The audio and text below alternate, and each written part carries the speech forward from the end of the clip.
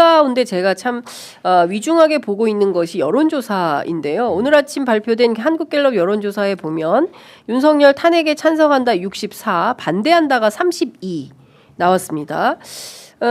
지난주 조사에서는 28이었거든요. 아니다. 이번 주 초반 조사에서는 28%가 나왔어요. 중앙일보 엠브레인 퍼블릭이 28, 경향신문 메타보이스가 28. 그런데 오늘은 32로 올라간 거고 어제 있었던 NBS 조사도 상당히 숫자가 꽤 오른 걸로 알고 있습니다. 그러니까 적어도 30%대는 탄핵에 그 반대하는 여론이 있는 거다. 이 먹힌 거예요. 사실 보세요? 원한 게 이거였어요. 이거였다. 그러니까 사실 하나 예를 들면 네. 국정 지지율 같은 걸 지금 평가하면 안 됩니다. 국정을 하고 있지 않기 때문에. 네. 근데 국정 지지율을 하지 않고 지지율에 대해서 질문을 해버려요. 근데 지금 또 의미가 없는 거거든요. 네. 국정 지지율은 윤석열이라는 걸 절대적으로 두고 네. 이 사람이 잘하고 있냐 잘못하고 있냐. 그래서 뭐 6대 60대 30 뭐 이렇게 해서 20% 10% 나왔지 않습니까? 예. 근데 이거는 지금 조사하면 안 되니까 어떤 조사를 하게 시작했냐면 윤석열을 지지하냐 지지하지 않냐 이 조사를 해버린 거예요. 그렇죠. 이건 정치적으로 보는 거거든요. 네. 국민의힘을 지지하냐 민주당을 지지하냐 이 질문은 똑같은 거예요. 거의 그렇죠. 보수 진영은 민주당 지지하지 않습니다.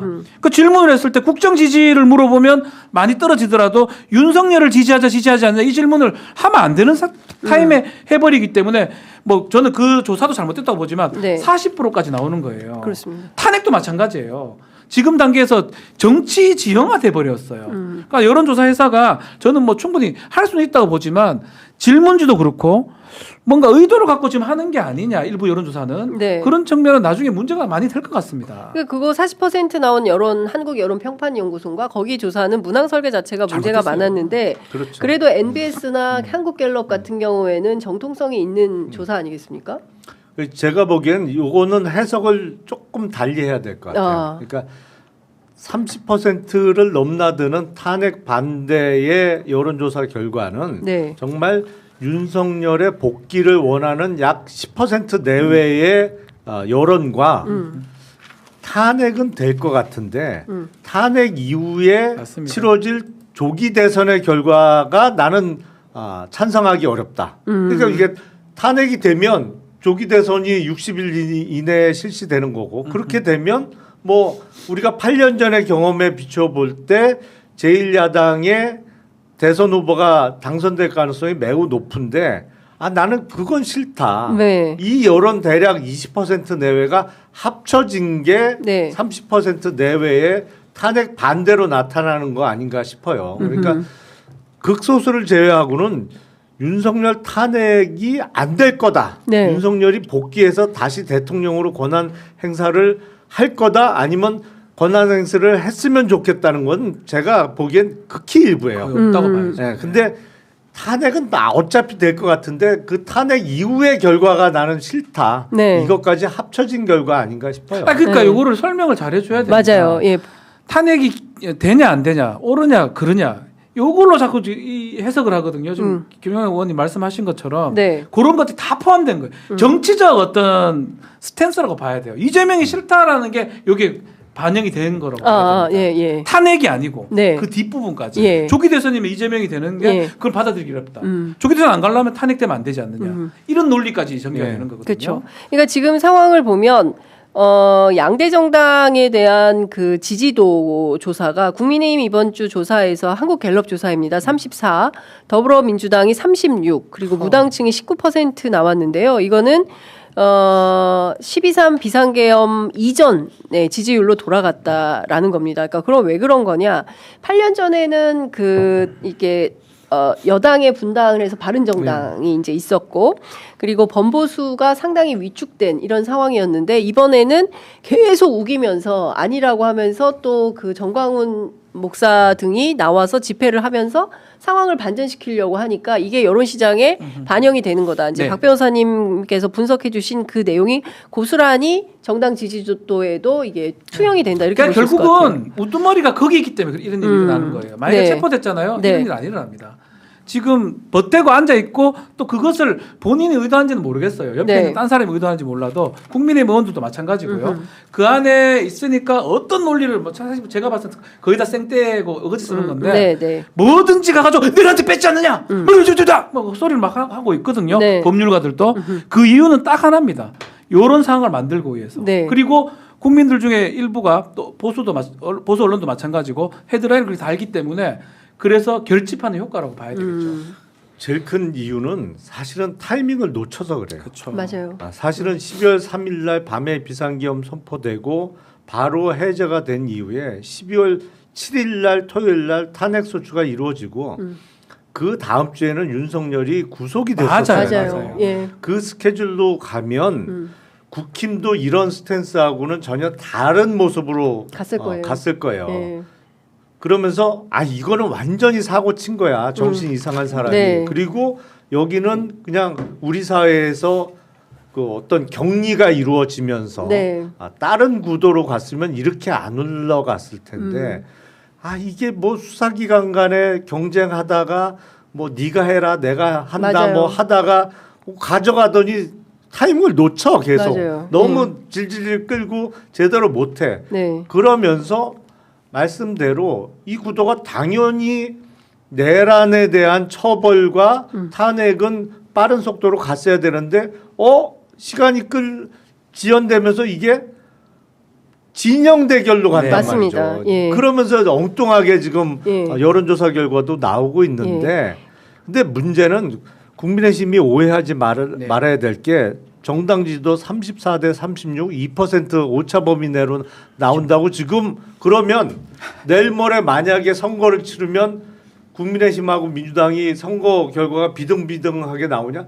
택도 없는 소리. 그렇죠. 일방적으로 깨지는 구도예요. 이거는 왜냐하면 그렇습니다. 선거 결과는 중도층이 결정하는 건데 네. 중도층은 지금 국민의힘의 행태를 이해할 수 없거든요. 저거 정신 나간 사람들 아니냐라는 게 상식적인 중도층의 판단이기 때문에 이 상태로는 국민의힘이 살아남기가 어려운 구도인데 판단을 잘못하고 있어요. 그러니까 네. 저는 그게 배수의 진을 얘기를 하잖아요. 네. 배수의 진을 처음에는 치려고 했지만 아마 이런 생각도 있었을 거예요.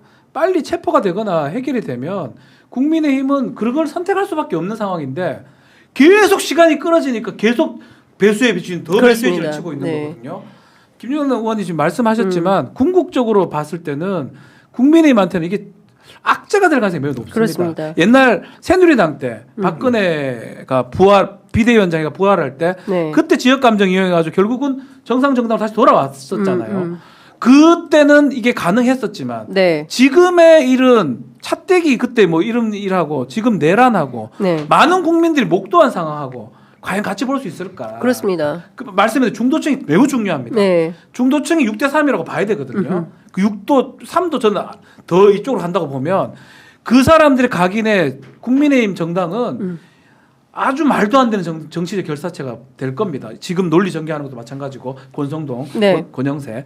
그래서 궁극적으로는 선거가 좀 총선이 멀리 있기 때문에 그렇진 않지만 궁극적으로 앞으로 선거에서 매우 안 좋아질 가능성이 높다. 특히 20, 30대 그렇습니다. 네. 네. 그러니까 이게 지금 잘 봐야 되는데 진영 대결이 아니라 내란 수괴에 대한 진압이 필요한 것이고 그렇죠. 이 내란 사태를 종결시켜야 되는데 마치 국민의힘과 민주당의 세대결로 정치 싸움으로 그러니까 만들어 가잖아요. 그러니까 정쟁으로 만들려고 하는 그들의 목표는 일정 정도 그 먹히는 측면이 시간이 있는 끌어지니까 거다. 먹혔어요. 그렇죠. 시간이 끌어지니까. 그러니까 그러니까 빠르게 정광석화처럼 상황을 제압하고 빠르게 정리 정돈을 했었어야 되는데 그런 측면에서는 실기한 측면이 매우 심각한 그러니까 문제가 있다. 국가 법질서 대 불법 세력 그렇습니다. 간의 예. 대결 구도인데 예. 사실 실질은 그렇습니다. 그건데 이게 엉뚱하게 시간이 질질 끌면서 끌면서 진영 대결. 구도로 옮겨가고 있단 말이에요. 거기에 저는 큰 역할을 한 게 한동훈 대표 아니에요? 한동훈 대표가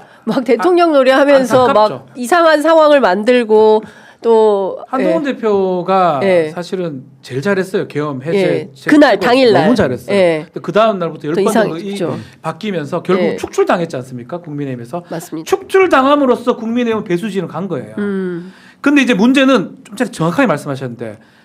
불법과 정 싸움이거든요. 네. 부와 정의 싸움이면 결국은 정이 이기게 돼 있어요. 네. 그 정부가 합법한 게 맞으니까 그 불법에 지금 정치 그걸로 가가지고 국민의힘이 그럼 거의 다 그거 가버렸어요. 44명, 45명 의원들도 마찬가지고요.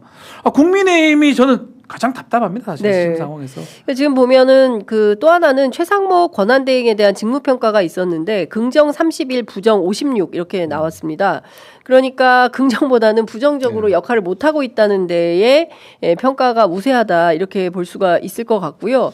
그리고 기관별로 신뢰도 조사를 했는데 지금 헌법재판소가 1위 했습니다. 헌법재판소가 57대 31로 제일 그 신뢰를 받고 있고요. 그리고 중앙선거관리위원회가 51대 40으로 또 신뢰를 받고 있습니다. 그리고 법원이 46대 44 다소 좀 팽팽하고요.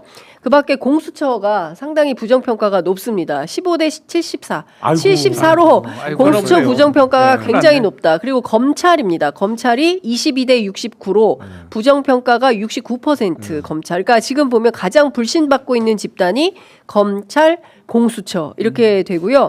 경찰도 비등비등합니다. 신뢰한다 47, 신뢰하지 않는다 44. 그러니까 약간 법원과 경찰에 대해서는 비슷비슷한 이런 양태인데 헌법재판소 선거관리위원회에 대해서는 비교적 높은 점수를 준 반면 검찰과 공수처에 대해서는 이 사람들 안 되겠다. 개혁이 필요하다. 개혁 대상이다. 국민 여론은 이렇게 평가가 됐습니다. 어떻게 보십니까? 사실은 헌재가 가장 균형감 있게 잘 하고 있는 것도 맞죠. 예. 그래서 헌재에 대한 평가가 높게 나오는 거는 뭐 당연한 결과로 보여요. 근데 아쉬운 건 최상목 권한대행이라 낮게 나오는 게 아니거든요.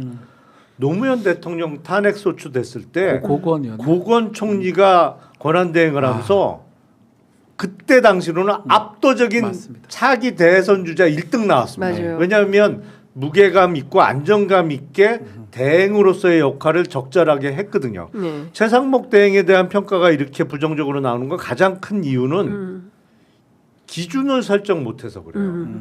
그러니까 대통령 권한 대행으로서 법률안 거부권을 행사하면서도 임명권은 어정쩡하게 행사했단 행사했죠. 말이죠. 예.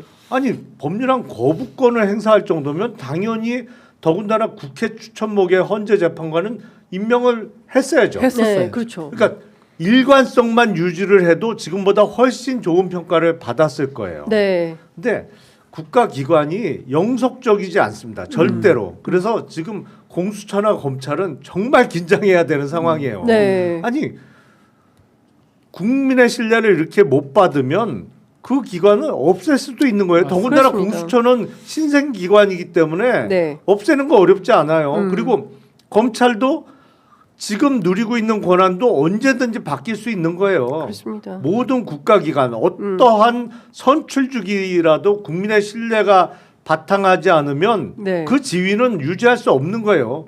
대표적인 예로 선출직 대통령이 지금 탄핵당하게 생겼잖아요. 그렇습니다. 뻘짓하면 그렇게 되는 그렇습니다. 거예요. 이제 국민의 평가에 따라서 그 존재 자체가 예, 이제 위협받는 이런 상황이 되는데 그 1순위가 지금은 공수처다라는 생각이 좀 진짜 듭니다. 그리고 반성해야 돼요. 다음은 검찰인데 공수처의 경우에는 지난 1차 체포 작전에서 실패한 게 굉장히 저는 큰 패착이었다 이런 생각이 좀 듭니다. 준비가 뭐 안 됐다고 보면 네. 맞아요.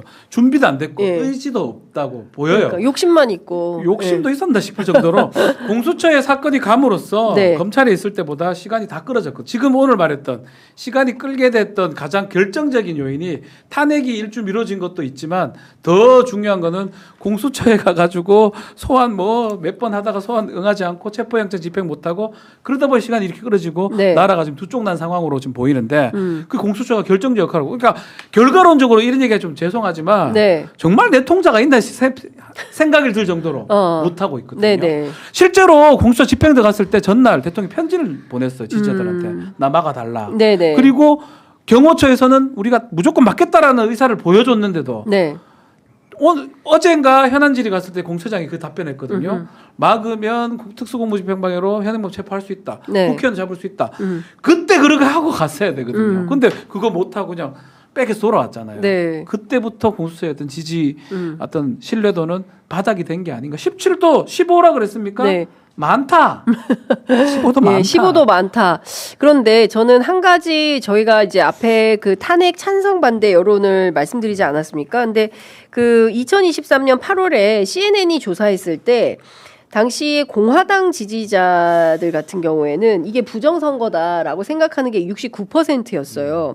근데 이번에도 보니까 그 MBC하고 코리아 리서치가 조사한 조사에서 지난 총선에서 부정선거가 있었다라고 판단하는 게 29%인데 국민의힘 지지층에서는 65%로 나왔거든요. 그러니까 국민의힘 지지층 가운데 과반 이상 65%나 되는 사람들은 10 가운데 6 이상은 부정선거가 있었다. 이제 이렇게 보는 거예요. 근데 오늘 발표된 여론조사에서도 이 탄핵 반대자 있지 않습니까? 윤석열 탄핵에 반대하는 사람들을 대상으로 조사했을 때 81%가 선관위에 대해서 신뢰하지 않는다.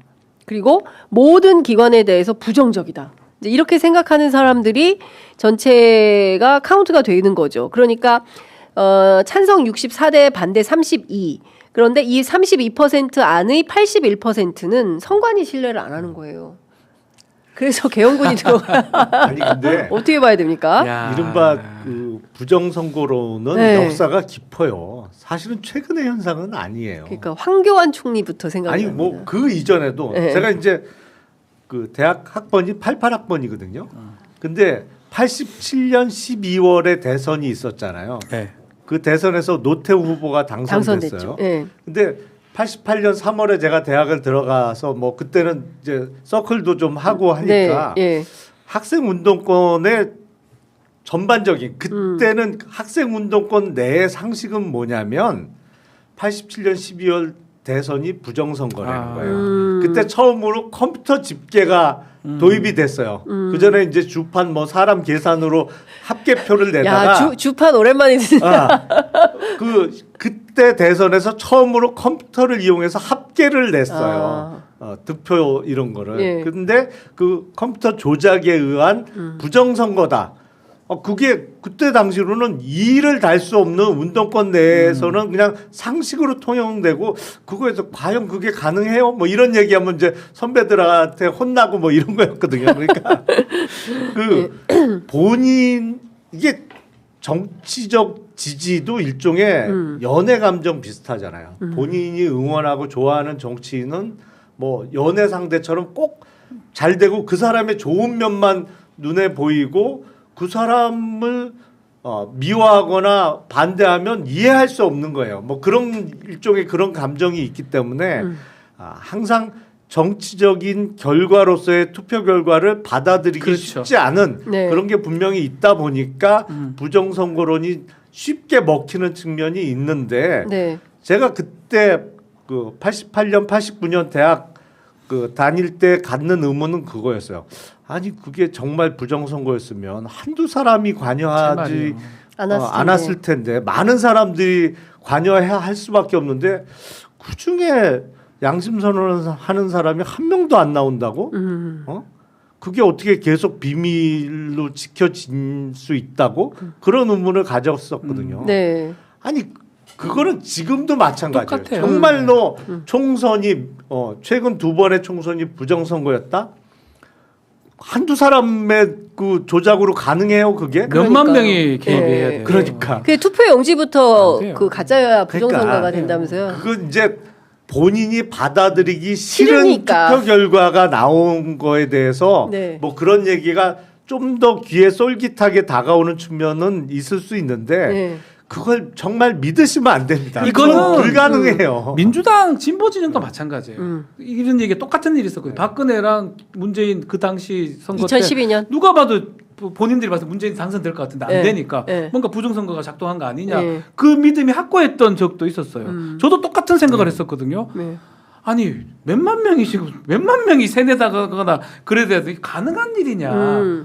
모든 선거 지역의 선거 투표 개표 장소에 다 참관인들이 있는데 그거 다 어떻게 그 사람들을 네. 어떻게 하냐. 그러니까 똑같은 일들이 일어나는데 저는 여기서 또 플러스가 되는 게 뭐 민주당도 그렇고 국민의힘 쪽도 그렇긴 하지만 유튜버가 역할을 하는 것 같아요. 네. 유튜버들의 특징이 뭐냐면 뭐 돈벌이도 한다고 항상 얘기를 하지만 이쪽 이긴다고 계속 얘기를 해요. 우리가 이긴다 하면 돈이 들어오잖아요. 네. 졌어요. 그럼 할 말이 없잖아요. 부정선거니까 진 거다. 이긴 거 맞다. 또 돈이 들어와요. 아 유튜버들이 이 악의 고리가 형성되는 것 같아요. 제가 네. 봤을 때는.